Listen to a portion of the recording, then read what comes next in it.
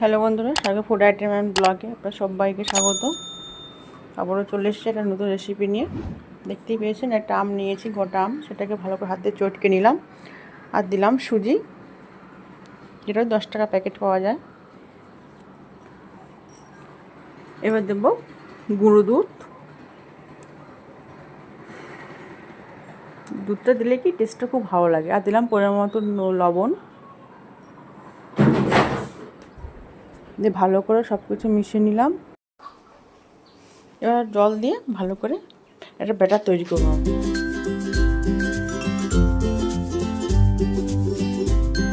আর দিলাম baking powder দিয়ে আমি এটা 10 মিনিটের জন্য ঢেকে রেখে দেবো। এতে কড়াইতে দেখতে পাচ্ছেন বাতাসা দিয়ে দিয়েছি। এটা ওই পুর বানিয়ে নেব, নারকেলের পুর। আর দিলাম অল্প একটু চিনি।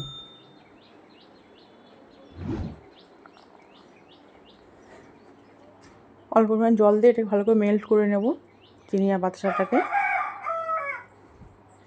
এবার তো নারকেলের কুড়ে রেখেছিলাম, নারকেলটা দিয়ে দিলাম।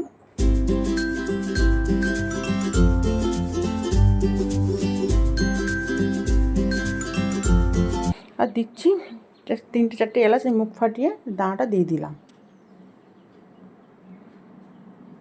দেখতে পাচ্ছেন পুরটা আমার রেডি হয়ে গেছে। এবার ঢাকনাটা খুললাম। দেখতেই পাচ্ছেন এখানে সুজিটা একটু ফুলেও গেছে। একটু ভালো করে মিশিয়ে নিলাম।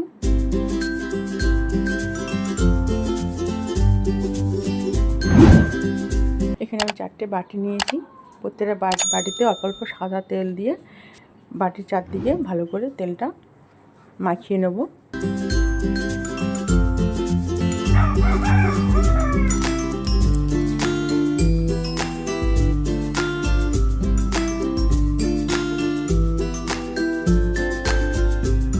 যাতে ওই পিঠেগুলো ভালোভাবে উঠে আসে, লেগে না থাকে।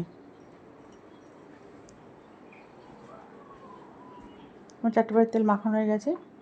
এবারে 1 চামচ করে দেব।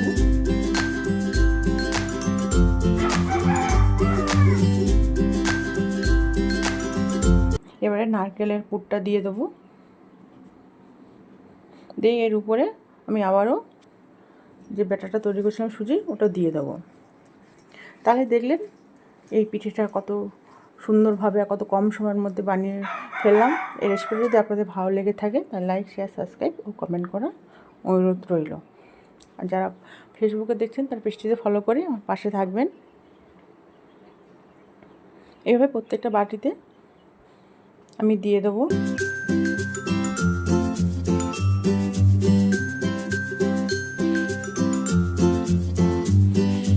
আমের সিজনে এই পিঠেগুলো আম দিয়ে বানালে ভালো লাগে। এমনি এটা আম ছাড়াও আপনারা বানাতে পারেন, তাতে কোনো সমস্যা নেই।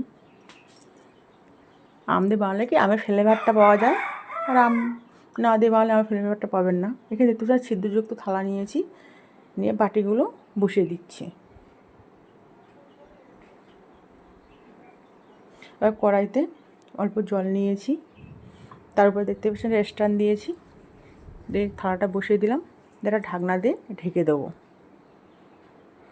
এটা 10 মিনিট মতো রাখলে পিঠেগুলো তৈরি হয়ে যাবে।